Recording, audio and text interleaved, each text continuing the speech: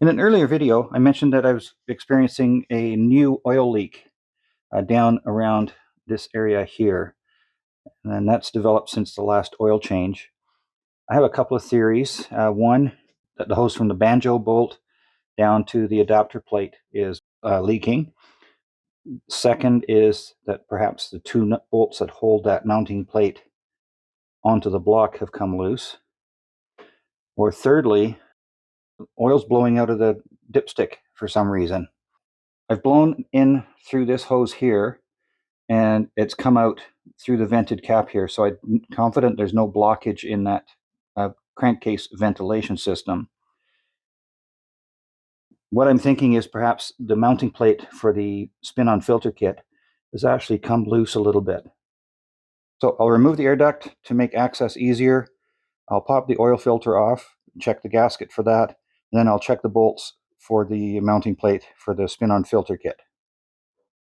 There you can see the mounting plate with the two cap screws.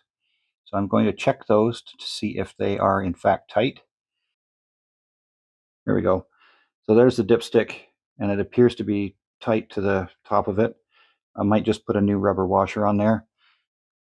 I'll check those two cap screws and see if anything's loose there. All right, I'll go get the Allen wrench.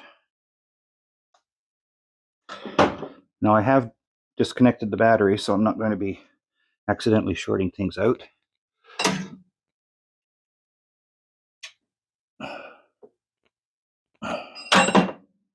And of course, I drop it into the oil bucket, which is where these magnets come in handy. There we go.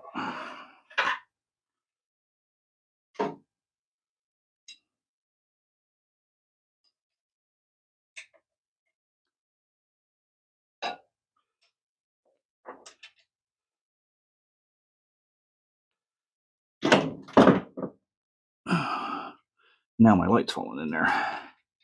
Well, it was a little loose. So we'll snug those up. Anyway, so I've snugged those two bolts up. They were in fact loose.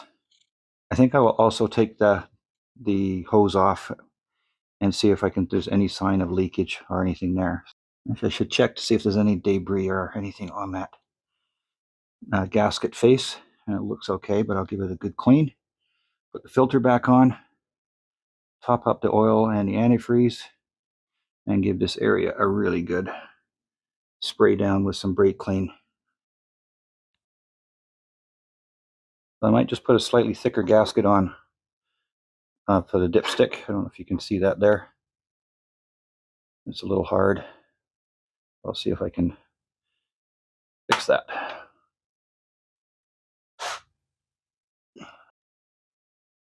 Right, I've snugged those bolts up, put the filter back on, tightened it just a slight turn on the hose fitting, and that's good. So I'm going to call that step done. So I'll clean everything up and start to go for a drive and see if that's fixed the problem. Now, I have noticed another issue, and that is my temperature gauge has not been getting much over 160 degrees, even on these hottest days. It kind of stays between 120 and 160. I think that is incorrect. So what I'm going to do, while my water level is a little low, is remove the sensor or sender and test it in some boiling water and see if the temperature gauge moves up close to that 200 to 212 degree range. So I'll go get I'll get that removed, get the water, and we'll set up and see what happens with the gauge. Well, I have the water temperature sender out of the radiator, and I've got a cup of freshly boiled water. So I'm going to set this down, put the sensor in here, and see what happens at the gauge. Sensor's in the water, and what's our gauge doing? And it's not gone very high. So I'm wondering whether my gauge is done. Not moving up past 130 degrees there, 140. Interesting.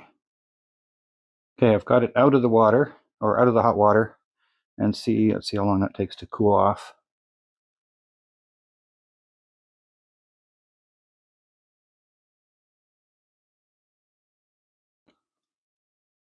Temperature is going down a bit. I'm going to put it back in the hot water, see what happens.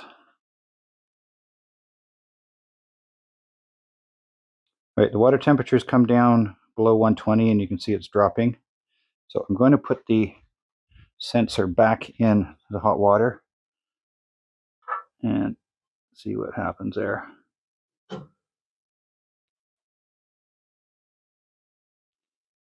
Yeah, it's going back up.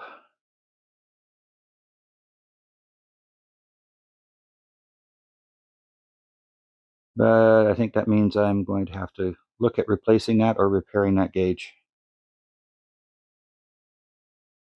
All right, so there's another bit of research I've got to do.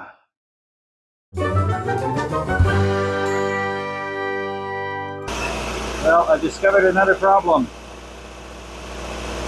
I have a leaky radiator.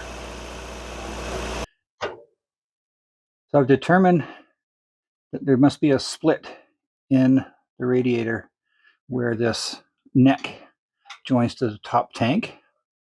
I have picked up a gas tank and radiator repair kit. It's a Permatex one. I'll just show you that in a minute here. And I think I'm going to attempt to do that. But in order to get good access to this spot, and it goes underneath in behind here as well, I am going to pull a radiator. So I'll drain the fluid, disconnect the hoses. The water temperature sender out of the block or out of the radiator. I've got the top radiator hose off.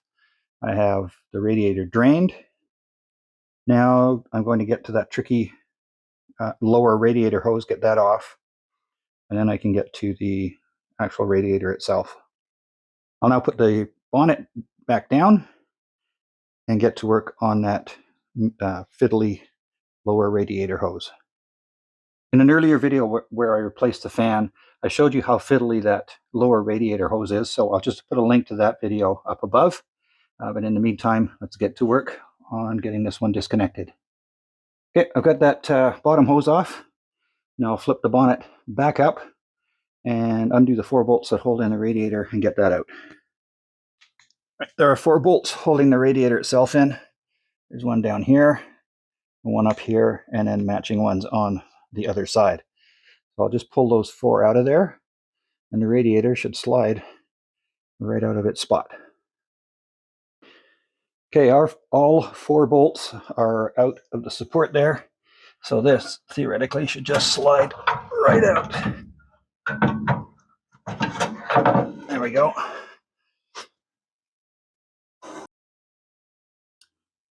Right, I've had a close look where I suspected that leak is. There's a couple of soft spots down in here that are, I'm 99% sure that's where it's leaking. Now what I'm going to do is I'm going to use this Permatex fuel tank repair, and it also comes up quite often when searching for radiator repair too. Now these are metal tanks, not plastic, and this works up to 500 psi. This thing only runs at about 5 or 6, and it works up to 250 degrees Fahrenheit with intermittent 300. So hopefully I'm never getting up that high. I'll continue cleaning this area up, so I'm going to run it right from over here and fill that gap in all the way around to about here.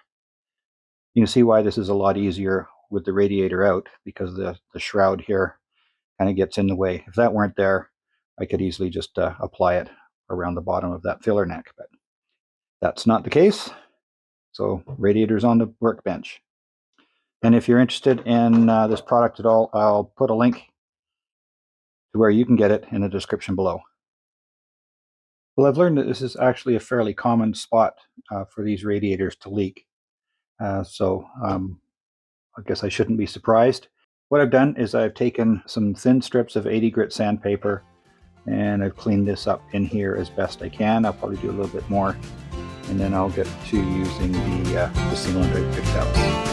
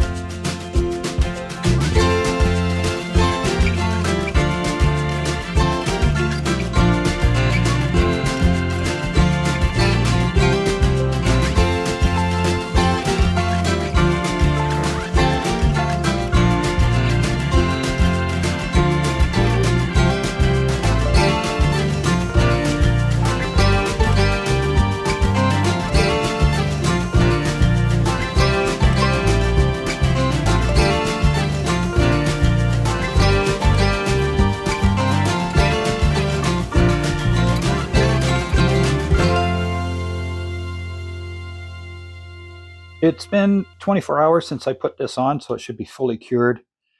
And so I'm going to clean this up and get it ready to put back in the car.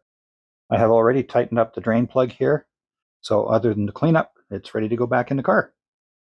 The radiator is all ready to go back in, and installation is just the reverse process to removing it. So I need to put it back in the frame, do up the 4 bolts, 1, 2, 3, and 1 below that. Once all the hoses connected, I can refill it with, and I picked up some new coolant for that. And then we can start it up and make sure it doesn't leak. Before I do that though, I'm going to do some cleanup around like the steering rack, the fan, and the front part here, just to tidy things up a little bit. Right, I have everything buttoned up. I have that pesky radiator hose on the bottom reconnected and clamped. I've got the one up top here, the temperature sensor is in on the other side there, and I've partially filled the radiator, and there's no leaks out of the bottom, so I know everything's good there. I'll just finish filling this up. Then I've got a couple of other things I want to do before I start it up, and then we'll just make sure that my fix on the seal here has worked. The radiator's topped up well into the filler neck, and I don't see any signs of any leakage down around this seal here. I'm going to take that as a good sign, and granted, it's not under pressure yet, but there's nothing creeping out of there at this point. I mentioned snugging up the hose fitting here, but it's been suggested that I put some Teflon tape on that. I think that's a great idea. So I'll pull that, I'll undo it at this end here, and then unthread it from the housing, wrap some tape on it, and then reinstall it. All right, I've loosened the big nut or the big bolt off here, and one thing you need to be careful of is there are 2 crush washers in there to seal that banjo. That's the banjo bolt, that's the word I was looking for. I'm going to pull that out, making sure not to lose either of those. So there you can see there's the big banjo bolt with the 2 crush washers. So I'll just set that aside.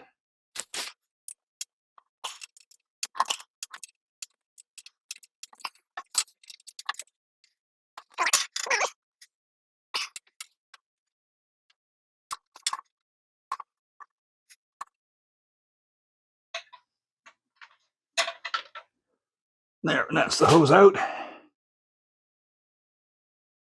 And we'll get some tape on that and see where we're at.